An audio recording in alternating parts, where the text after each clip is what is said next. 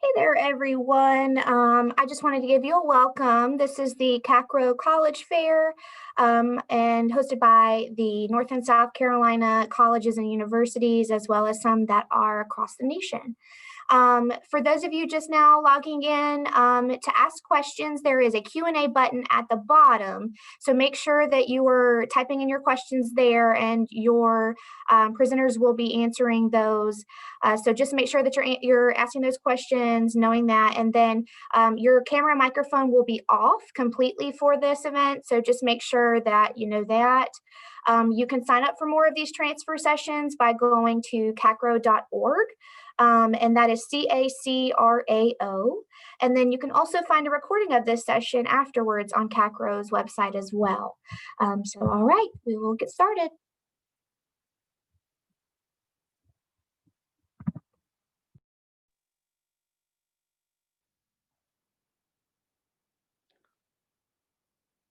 Good morning, everyone. My name is Nathan Goss, and I will introduce myself at our next session, or my section, should I say, about our presentation today, all about transferring credit to a four-year institution. So we thank you for joining us today.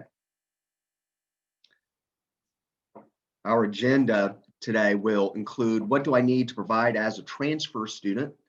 How do I submit my credentials, and how do you evaluate them? What are articulation agreements and how do they affect me? What is the process for international transfer applicants? What are the admission requirements, and can I graduate in 4 years? And lastly, we will be sure to reserve some time for Q&A. We'll answer your questions as best we can.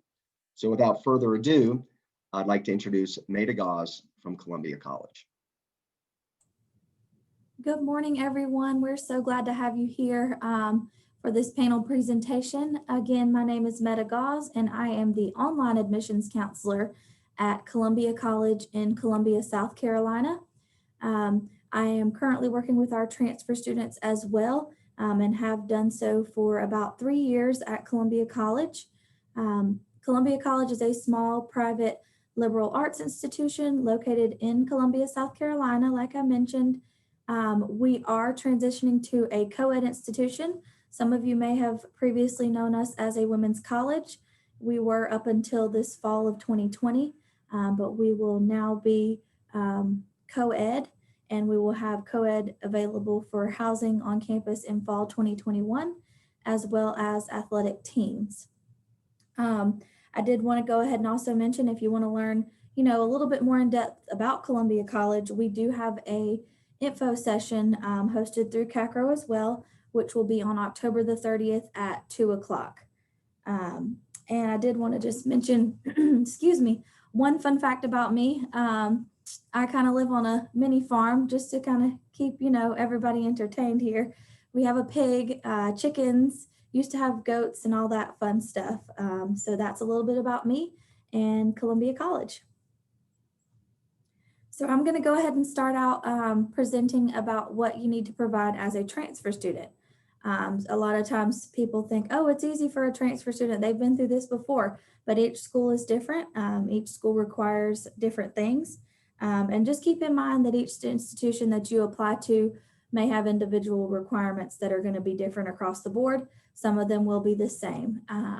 The first main step that you'll want to do is complete an application. I did want to mention, you probably want to distinguish if the school has a different application for transfer students versus a first-year freshman student coming directly from high school, just so that you can make sure that you get in there in the correct application. Also, you can look into, if you're familiar with the common application, where you can apply to multiple schools. Some schools do offer this option, or they have just their general institution application. So you can, see which one they offer and see which one you prefer. Also wanted to mention that they may have specific credit requirements for transfer students. So Columbia College in particular, we don't have a minimum number of credits that you have to apply as a transfer student. You can bring in as little as 1 class up to our maximum of 90 total credits.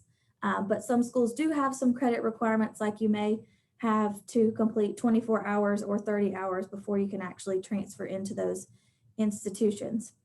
But just look into them. Most of these requirements will be listed on their websites.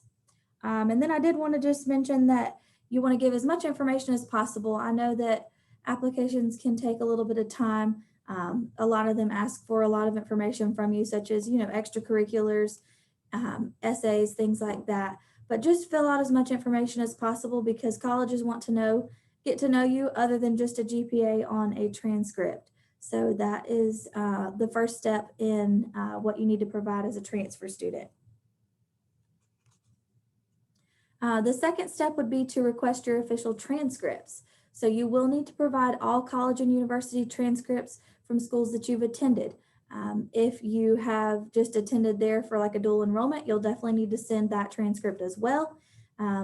If you have any, I forgot to mention this on the PowerPoint, but I did want to let you know, you will also want to send in your test scores if you took AP or IB courses. Those credits can transfer as well. So be sure to include those whenever you're applying. And then also some schools will need a high school transcript. So these are typically institutional policies. So some schools may say if you have less than a certain number of credits, you would need to submit the high school transcript. And then the last thing is just additional documentation as necessary.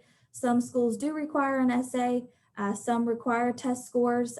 A lot of schools have become test optional, especially with COVID, but just be sure to look on their website and look into the application, see if the essay is required or the test scores are required, and then provide that documentation as needed. Hi everyone, good morning. My name is Yvonne and I am the transfer student admissions counselor at Johnson & Wales University. Johnson & Wales University is a private nonprofit, rather small university right in the heart of Uptown Charlotte. We do have about 1,500 students or so. So we are this own little small community in a bigger urban area. And today I will be talking about how you can submit your credentials and how to evaluate them. But before we get started on that, I just wanted to share that if you do want to get more information about Johnson & Wales University, we do have in-person tours and also virtual tours online. You can register for those by going to our website at jwu.edu. And on the top right-hand corner, you will see a button that says Visit Us, and that's how you can register for those two events. And one fun fact about me is I have a pet hedgehog. His name is Cactus. He's a very angry hedgehog, and his favorite snacks are dried cranberries and mealworms. So I'm going to start out just by covering how to submit your credentials. So you want to make sure that you submit your transcripts for all previous institutions that you have attended. Even if you only took one class or two classes at that particular institution, go ahead and submit those anyways. You never know when we might actually grant you credit for that one class. So submit all transcripts for all previous institutions that you have attended. You can submit them by sending them directly to your admissions office for the institution that you are applying to.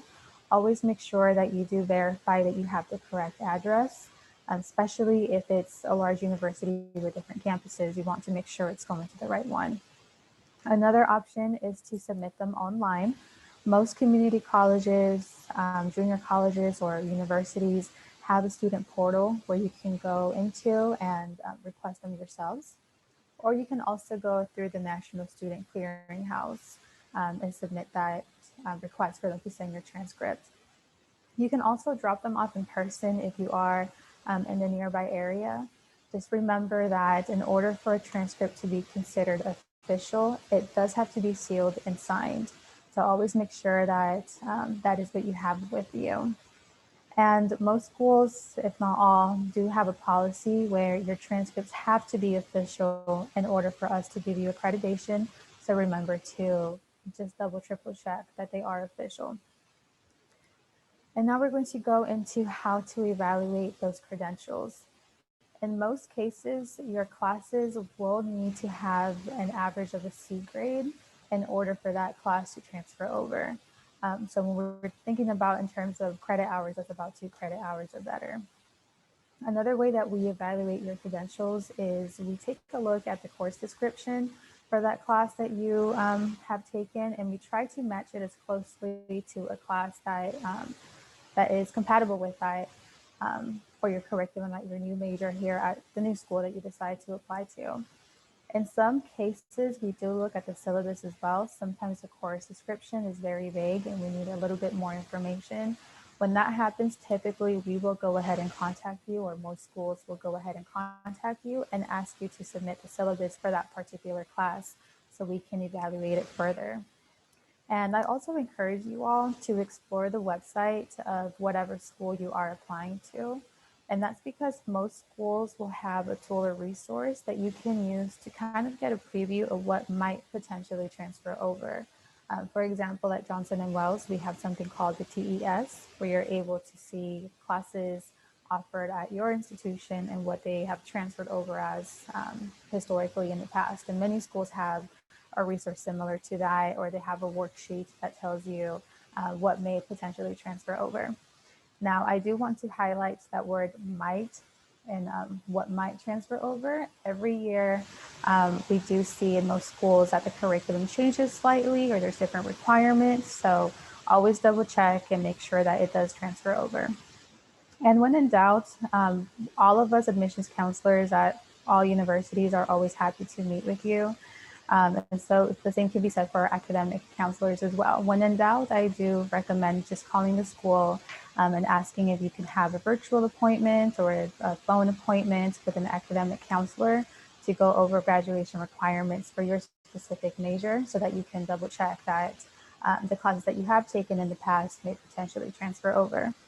And before I switch things to our next rep here, I do want to remind you all that every institution does have different requirements. So always double check with your institution and just verify that the information that you have is correct. Thank you, Yvonne. Hi, my name is Nathan Goss. I'm the Assistant Vice President of Enrollment Management at Brenau University. We are a private institution here in Northeast Georgia, located approximately 1 hour northeast of downtown Atlanta. Our programs excel in both fine arts. We have a very high-ranking nursing program here in the state of Georgia, and we're not very far from North or South Carolina, and we actually matriculate a high number of students from the Carolina region and area. Brenau University, we will have our information session on Tuesday, October 27th at 11 a.m. And we look forward to hopefully interacting with you there. We might have some fun surprises during the information session as well. I've been at Brenau for 16 years. I have 5 kids from ages 19 to 3 years old. So there's never a dull moment in our house at all. I am also an avid mountain biker. So my wife calls it affectionately our third car. So. All right, so without further ado, we are going to discuss what are articulation agreements and how do they affect you. An articulation agreement is essentially a formalized partnership between institutions to recognize credits towards your degree. Various institutions will make agreements with other institutions. Sometimes they will be blanket agreements with all institutions that have regional accreditation. But essentially, most articulation agreements, when dealing with students that transfer to four-year institutions, will deal with degree levels of Associate of Science or Associate of Arts. There are applied degrees also, an Associate of Applied Science or an Associate of Applied Arts, and they may require a course-by-course evaluation process for some institutions in order to transfer into another program. But also note that there are various levels of articulation agreements, those formal agreements between institutions, between a four-year institution and two-year institutions. And also note that the two-year institutions aren't just community colleges, but can also be technical colleges as well. And the program level can be both at a program level and a degree level. So at a program level, there are institutions that may have formalized agreements for their nursing programs, business, fine arts, or even some other specified health science programs. Those programs can get very particular about the types of courses that will transfer to another existing institution. And it may not apply to all institutions. So it would behoove you to touch base with the admissions office to find out what exactly are their program requirements, or are they program level articulation agreements, or are they articulation agreements that apply towards your degree level? For instance, here in the state of Georgia, our institution has a degree level articulation agreement with all Georgia technical colleges. So if a student matriculates to Brenau with an Associate of Science or Associate of Arts, that degree will come over by completing all the general education coursework, allowing them early entry, or a streamlined entry, should I say, into their degree of choice, thereby lessening the time of completion for them to get their 4-year degree. So be sure to check with each institution whether it is a degree level articulation agreement or program level. The agreements allow you to start your major coursework in avoiding more general education courses. It will shorten the time for degree completion. That's one of the great benefits of having an articulation agreement between your institution and a 4-year. It may limit or alter the prerequisite courses needed for admission to a competitive program. An example would be nursing programs and standard tests like the HESI. If you, sometimes an institution, a 4-year school may waive certain testing requirements if certain GPA markers are met within a program. So be sure, again, to check with the admissions office on those specifics. Some program agreements may have a minimum GPA requirement for admission that differs from general acceptance as well. So there are some programs that lead to certification or some type of licensure that may have a more stringent GPA requirement, even if there is an existing articulation agreement. So make sure that, again, that you touch base with the institution to find out what those requirements are. Some agreements may also offer a preferred admission status for competitive programs. So if some programs may have a bifurcated admissions process because of space availability. So you may receive general admission to a university based on an articulation agreement, but you may have to go through a second process in order to be admitted into, say, a nursing cohort or some other competitive program. Be aware of that as well. Again, contact the Office of Registrar at your school for more information about formalized articulation agreements. Typically, the formalized agreements in the courses that comprise those agreements are housed in the registrar's office at most institutions, and they should provide you with the most up-to-date information.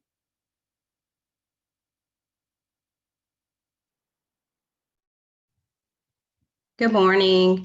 My name is Mahogany Gals, and I am the Assistant Director of Admissions at Coker University. Coker, well, just to kind of give you a little bit of information about what I do, I work primarily with our transfer student population, including our international students as well. I guess a fun fact about me, I am a mother. I have a 2-year-old daughter, and I'm actually expecting our second daughter. So it's fun times around here at my house. So I'm going to be answering the question about what the international admissions process is. But before I do that, just to kind of give you a little bit of information about Coker, we are a private liberal arts institution located in Hartsville, South Carolina. Hartsville is about an hour and a half away from Columbia and about an hour and a half, maybe an hour 15 away from Myrtle Beach. So that kind of that provides you with an idea, general idea of where we are located. We offer over 30 programs of study, and we have a thriving and a robust evening and online program as well. Mr. Gross mentioned briefly about articulation agreements. We have a variety of articulation agreements with local community colleges throughout the state. We compete in Division II sports with over 21 athletic teams. We have well over 1,200 students on our campus. And to provide you with a little bit more information about CACRAO, you can always visit our website. We offer a Transfer Tuesday program. So if you're interested in learning a little bit more about CACRAO as an institution and engaging with us throughout the application process, Transfer Tuesday may be beneficial to you. So the question that I will be answering is about the international admissions requirements. And as many of us have already suggested, you want to get an idea or look into what the institution that you are considering, what their process is. This is just providing you with some general information about what you could expect as an international transfer student. Obviously, after submitting your application, you want to request all of your transcripts from all previous schools attended. And so that consists of both schools here within the United States, as well as colleges or universities that you may have attended outside of the US. Depending on the school, you may also have to have some type of evaluation if you are transferring from an international university. At CACRAO, we require that you have a WES evaluation. And so that provides us with a little bit more information about the classes and the credits that you took at that institution, how those grades convert to the US grading system, and our registrar is able to determine whether or not we will accept those credits. You want to make sure that you also request your high school transcript. Some schools may not require a high school transcript for transfer students, but I think it's a good idea that you gather those documents and be ready to submit those when requested.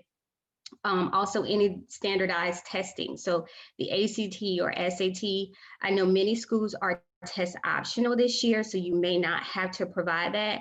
I tell my international students, if you've taken the ACT or SAT in the past, it won't hurt for you to submit it. The only thing that it may do is help in our decision.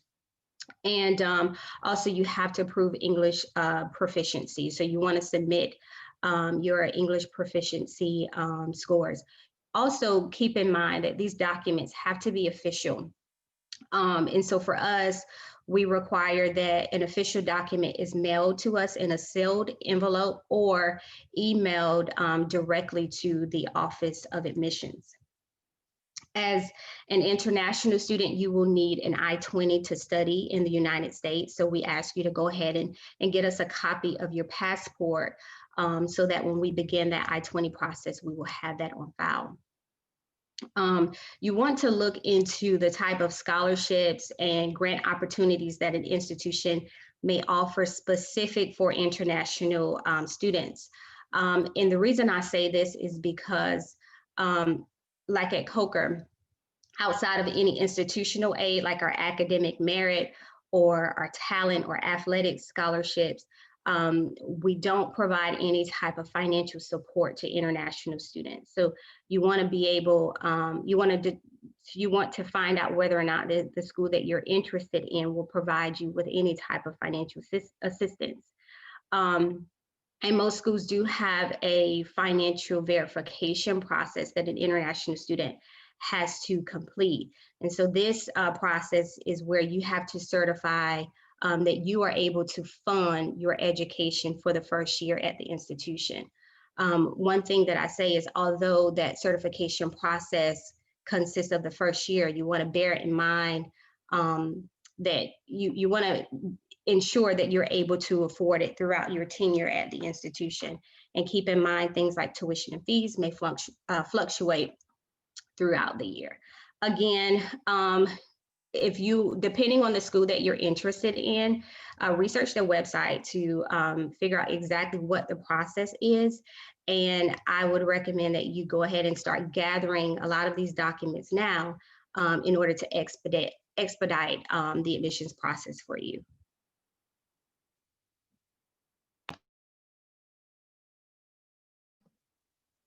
Hello, my name is Nancy Reading. I'm the Associate Director of Undergraduate Admissions at University of North Carolina, Pembroke. For those of you that aren't familiar with UNCP, we're located between Raleigh, Charlotte, and Myrtle Beach in North Carolina. So we are a North Carolina Promise institution, if you're familiar with that program. That means our in-state tuition is capped at $500 per semester, and our out-of-state tuition is capped at $2,500 per semester. So we're an extremely affordable option in the state of North Carolina for both in-state and out-of-state students, with a student body of about 8,200. So we're a medium-sized institution that really prides ourselves on our diversity and our history. We were originally founded as an American Indian institution to train American Indian teachers, and then were adopted in the UNC system in 1996.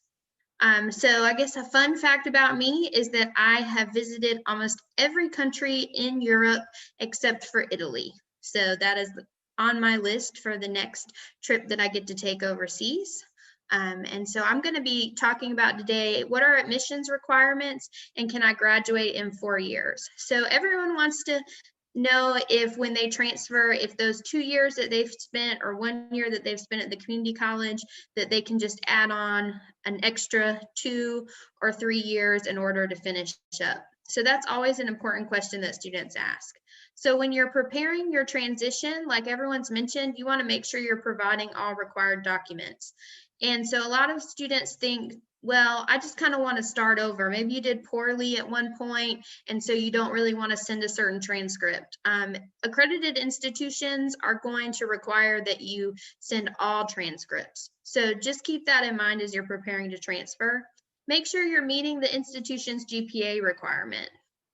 For UNC Pembroke, our minimum GPA for a transfer student is a 2.0 or higher, which is pretty standard because that's also the GPA that was mentioned that you need in order to transfer certain credits in. You have to have that C average in a class in order to transfer the course over. And then make sure you've completed required number of transferable hours. 24 credit hours is a pretty standard figure for a lot of institutions, but that doesn't mean that every institution requires that number. You may be exempt from a certain number of credit hours for transferability if you're over a certain age. So at UNCP, we don't require you to have 24 credit hours if you're over the age of 21. Other institutions, that age is like 25. So make sure you're checking with your individual institution for their policy while you're planning for transferring. And then make a plan for completion. You've heard about articulation agreements. These are a great option for you when you're narrowing down your search for a university. Find out what universities have agreements with the community college that you're currently associated with, so that hopefully your journey will be a little smoother. Also, while you're at the community college, try to complete those general education requirements. Go ahead and kind of figure out what program you're interested in transferring into, and go ahead and complete those general education, your standards, English, math, sciences, because that's going to make it a lot easier when you transition over. And then use the transfer resources provided by the university you're interested in.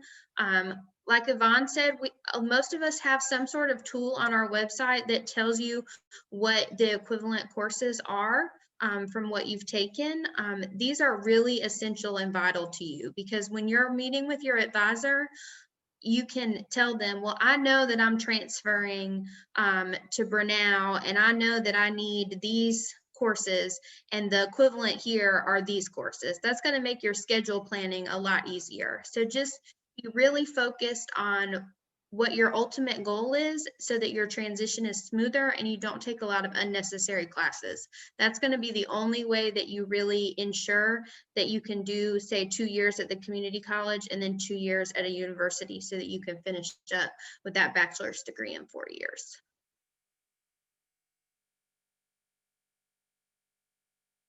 So we're going to move into our Q&A portion. So in the chat box, the Q&A box, you can feel free to ask your questions.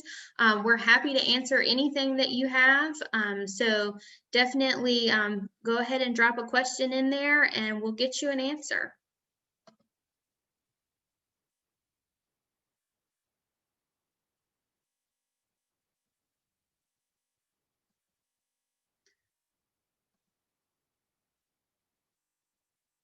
All right. So just to kind of kick it off, we've got a question about, can everyone tell our transfer students what your individual, if you have an individual GPA requirement or a credit hours requirement for your university? So I can go ahead with UNCP. We do require that 2.0 GPA. And then if you're under the age of 21, then you have to have 24 transferable credits, or we need your high school information. Yeah, that's a great question. For Brenau University, we have no limit or threshold for transferable hours. So you can have as little as 3 to 24. It doesn't really necessarily matter. We do also have a minimum threshold GPA of 2.0 for general admission to the university. But please note that programs like nursing, like education, those programs that deal with certification and licensure will have more stringent GPA standards for admissions into their program. Hi, at Johnson & Wales University, we have a very liberal transfer policy. So I always recommend just submitting whatever you have. We're very similar to Brenau as far as we don't have a minimum amount of credits that we need for you to come in with or a maximum amount of credits. And we like to see at least a 2.0 GPA. However, that's not always a requirement. We look at students as a whole, so we do have an overall review of students. So every student is different, but we do like to be around a 2.0. Hey everyone, I'll go ahead and speak on the Columbia College requirements. We do not have a minimum number of credits that you have to have before transferring in. You can transfer in as little as one course up to the total of 90 transferable hours that we can bring in for students. We have a little bit of a different requirement. Our online program and evening programs are typically looking for that 2.0. Our on-campus day program is typically looking for a 2.5 cumulative GPA, but that, like Yvonne mentioned, is not to say that anybody from a 2.0 to a 2.5 will be denied. We are definitely looking into students as a whole and may require an essay or a letter of recommendation just to supplement that admissions decision. And so at CACRAO, we're looking for students to have at least a 2.0 GPA and 30 credit hours. However, if a student does not have the 30 credit hours, we still admit a student. We may ask for any high school information if a student graduates within 5 years. If they're within 5 years of graduating from high school, we'll ask for the high school transcript and test scores. Now, depending on the number of credits that you transfer in, you may be required to have a higher GPA, but these are all things that I can discuss in greater detail. But we always encourage students that even if you don't have the 30 credits to still apply, because we do take into consideration other factors as well.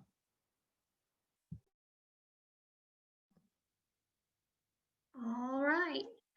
So can you tell us what the most popular majors are at your individual institution?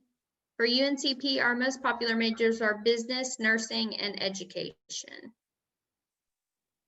For Brenau University, ours would be nursing, pre-physical therapy, pre-physician's assistant, and then our theater program.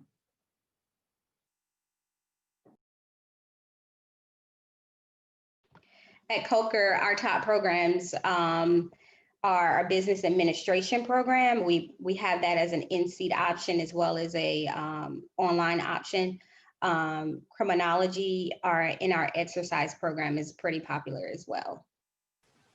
At Johnson & Wales University, we have 5 colleges: our College of Arts and Sciences, our College of Hospitality, our College of Business, our College of Culinary Arts and Food Innovation Technology, and also the College of Arts and Sciences. And our most popular is probably the College of Business, just because we are located in Uptown Charlotte. There's a lot of opportunities for our students there. And at Columbia College, our most popular majors would be education, business, biology, and then also our speech language pathology program, which is very unique. We're one of a few in South Carolina that offer the speech language pathology program at the bachelor's degree level. All right, and would you suggest that a student complete the full Associates of Arts or Associate of Science before transferring? So I think that kind of depends on the academic program that you're interested in and those articulation agreements. For UNCP, that can be very beneficial if you're attending a North Carolina community college, because of the fact that we do have a statewide articulation agreement where your general education requirements are waived if you complete the full Associates of Arts and Associates of Science, aside from PE requirements. So if you don't take a PE at the North Carolina Community College, you will have to complete your PE requirements at UNCP. That statewide articulation agreement does vary between North Carolina institutions, but in general, it does waive your general education requirements. Brenau University, we have a standing agreement for all Associate of Science or Associate of Art degrees from regionally accredited institutions will essentially transfer over by eliminating all general education coursework and allowing students to jump into their major courses. At Johnson & Wales University, we don't require that you come in with your associates quite yet, but if you do have your associates, we do have a program called the Guaranteed Admissions Program, where if you have your associates already, you can transfer directly as a junior student. And to get more information about that, you can go on our website, jwu.edu, or you can contact me and I can talk to you a bit more about that in detail.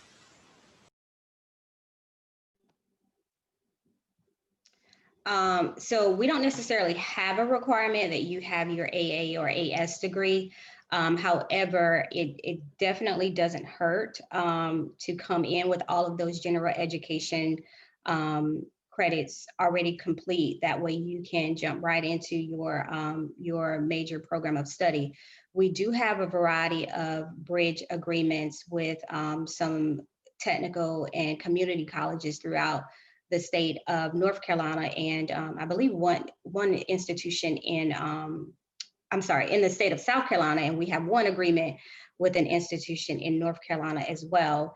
And so those programs are designed to where a student completes all of their general education requirements at the technical or community college, and then they transition right into our bridge programs. And so for more information about that, I can provide you with a little bit more information about it and point you into the in the direction of the point of contact for those programs. And for Columbia College, you can go either way if you would like to finish that associate's degree. Like I mentioned before, you can bring in up to 90 credits, so you could definitely finish that associate's and have most of your general education under your belt. But if you wanted to transfer before that, that's completely fine too. We don't have like a blanket agreement that your whole associate's transfers in. We do look at each individual course for transfer credit. And then some programs we do just suggest that students may transfer earlier, as early as possible, just because like education programs and our speech language pathology programs, they go ahead and get you, into some courses early on. So there are some programs that we would suggest or recommend that you may transfer before getting your associates. But again, you can definitely go either way. All right, so it looks like that's all the questions that we had, and we're getting close on our time. So thank you so much for joining us. And then we've got a final slide with all our contact information and then our information sessions that we'll be giving throughout this CACRAO transfer tour. So we're really thankful that all of you joined us today. And if any of my other panelists would like to say anything, we've got about 5 minutes left. So we hope you have a wonderful day, and thank you again. And good luck as you work on towards your ultimate goals of your bachelor's degree. Thank you for attending, guys. Thank you for joining us.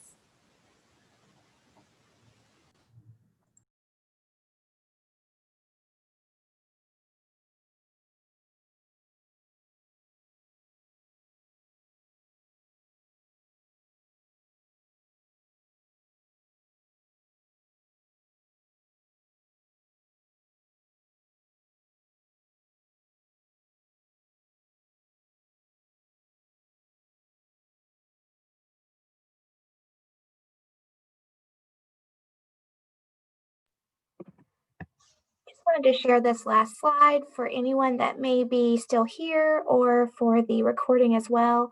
There will be a quick survey at the end of this. It'll be 4 questions. If you would help us figure out better ways we can serve you all.